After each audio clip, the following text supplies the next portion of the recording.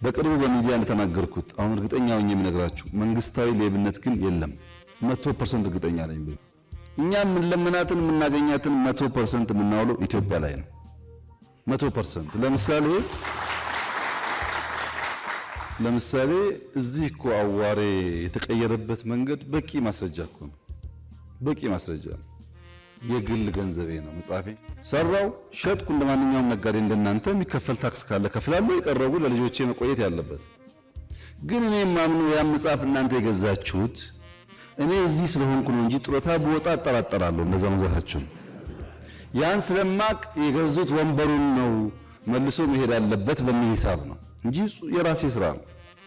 ይሄ ሁሉ ሰው በሺህ የሚቆጠር ሰው 3000 ገደማ ሰው ነው በፋሚሊ ደረጃ ቤት ያገኘው በነፃ። ሁሉም ሰው በዛ መንገድ ማገልገልን ከመረጠ ብዙ ነገር መቀየር ይቻላል። በእኔ እምነት ካገዛችሁን ከተጋገዝን በእርግጠኝነት ብዙ እንቀንሳለን።